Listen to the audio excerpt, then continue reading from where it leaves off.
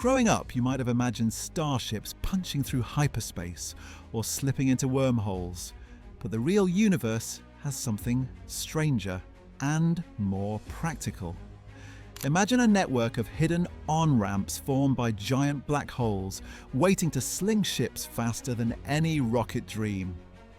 If you've ever wondered how humanity could actually explore other stars without impossible amounts of fuel, this might be the closest real-world answer science has yet proposed. Before we jump in, I have a quick favor to ask. We're just getting started, and your support really helps us grow. So if you're enjoying this, please hit the like button and subscribe. Thanks so much, and now let's dive into today's mystery. Imagine steering your ship toward what looks like an unremarkable patch of sky. Nothing glows there, no planets or stars for orientation, just still blackness stretching across the view. Yet your instruments say this emptiness hides a supermassive black hole, and it is here that your trip begins. Instead of pushing an engine to thunderous levels of thrust, you aim your laser at the void. The beam vanishes into the darkness, curves through an orbit you cannot see, and promises to return transformed. This is the entrance ramp of the galactic highway, and it uses the black hole's gravity itself to feed your ship momentum. The technique is called a halo drive. It works by bending light around the black hole's intense gravity. Your ship fires a laser beam outward, but instead of moving away indefinitely, the photons whip around the event horizon and come back. The trick is that they carry more momentum than when they left. When the beam strikes your ship's sail, the recoil is stronger than before, an increase that doesn't come from fuel, but from the black hole's rotation and gravitational field. With the correct alignment, every cycle gives your ship another push forward, stacking speed on speed until you're flying at a pace traditional rockets could never reach. But getting close enough to set this up is far from relaxing. The area near a black hole is hostile in every sense. The tides in its gravity field stretch and compress objects violently, and a miscalculation in your approach angle threatens to send you spiraling across unsafe territory. You are balancing on the edge of a cosmic abyss. Far below the line of safety lies the event horizon. Cross it, and not even light returns. Precision navigation keeps your vessel steady. The smallest deviation isn't corrected by thrusters because the whole point is to stay passive. Instead, success or failure comes down to whether the laser completes its loop as designed. It is oddly like a roller coaster waiting to drop. The car is locked into its hilltop frame, the rider's tense, and there's no controlling the moment of descent once the safety bar snaps open. For your ship, the safety bar is gravity itself. The photons orbiting the black hole form invisible tracks. They glide where nothing physical exists, yet their returning force sets the course. Imagine the silence inside that cockpit. No rumbling engines, no shaking metal plates, just the still anticipation of waiting for a beam of light to return. The crew feels nothing in real time, only the knowledge that during the first fraction of a second, the mission will be declared viable or doomed. If the light misses, it is lost forever. If it strikes true, the hull vibrates faintly, then the motion changes. A shove, unlike anything you've felt in spaceflight, carries the ship forward. In that moment, thousands of kilometers per second of velocity spring into existence, granted by gravity's well itself.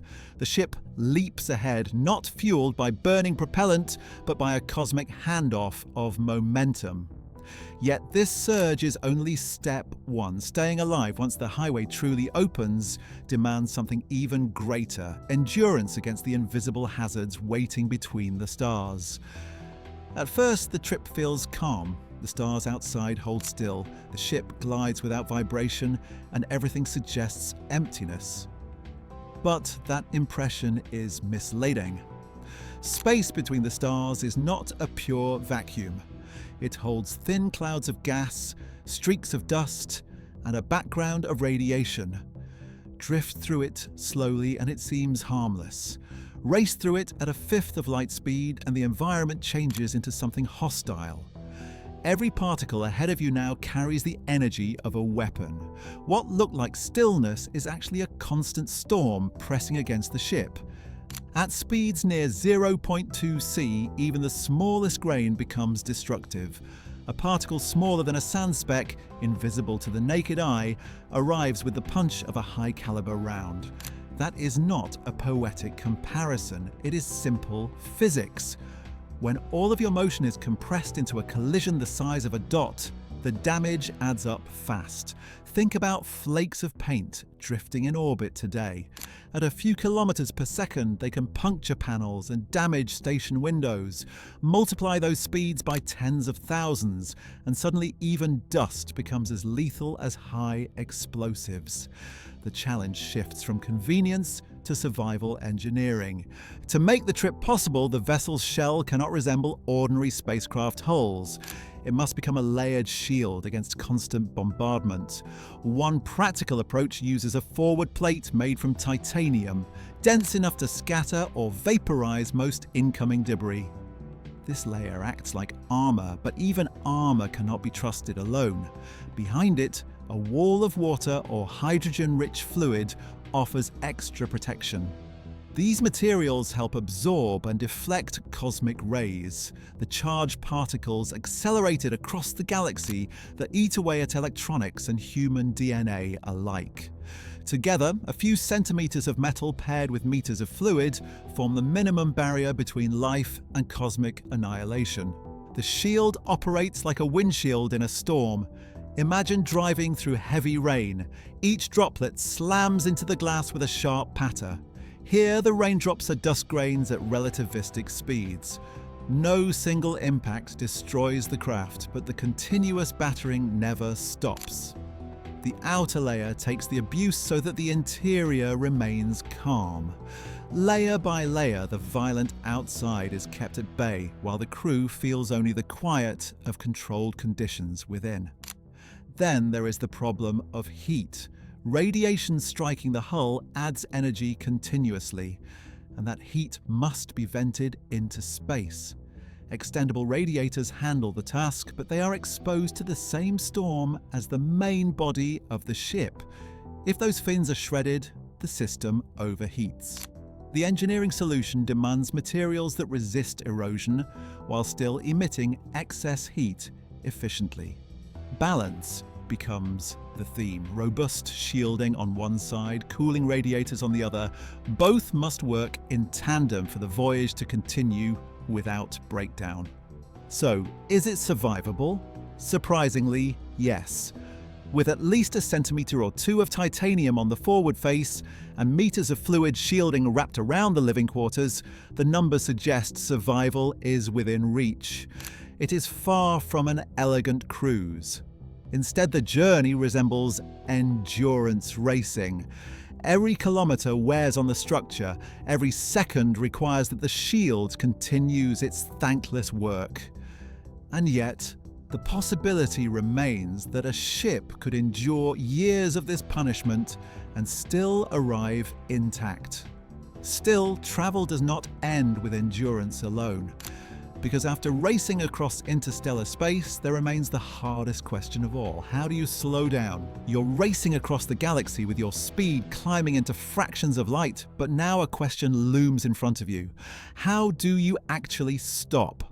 A rocket can fire its engines in reverse, but at these speeds, the amount of fuel needed to brake would be greater than what it took to leave in the first place. No current spacecraft design could ever carry enough mass to handle both acceleration and deceleration.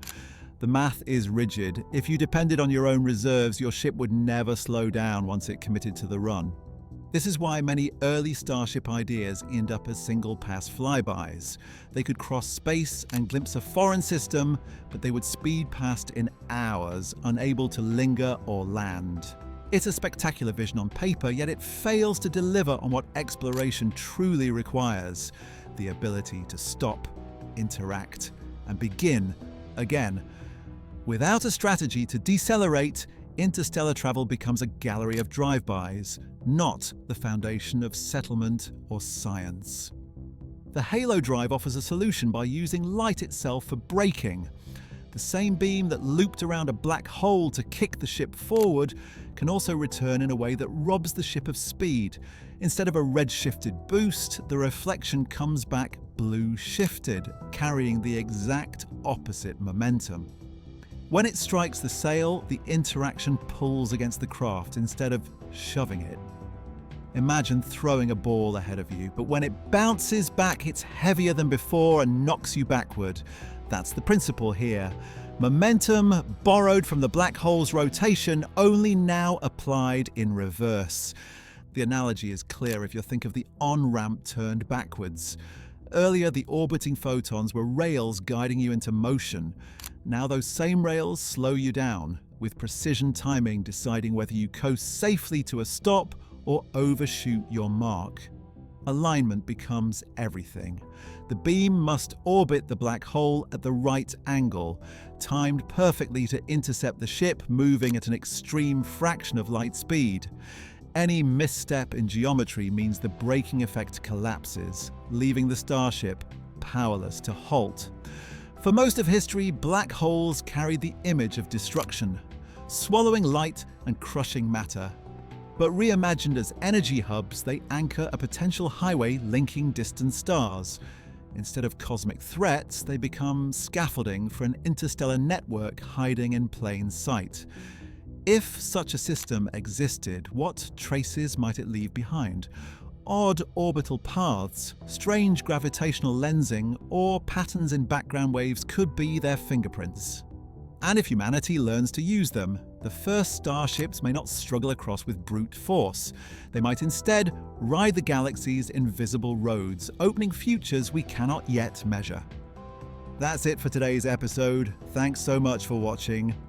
If you enjoyed it, don't forget to hit that like button and subscribe so you don't miss what's coming next. We've got plenty more mysteries to uncover together. See you in the next one.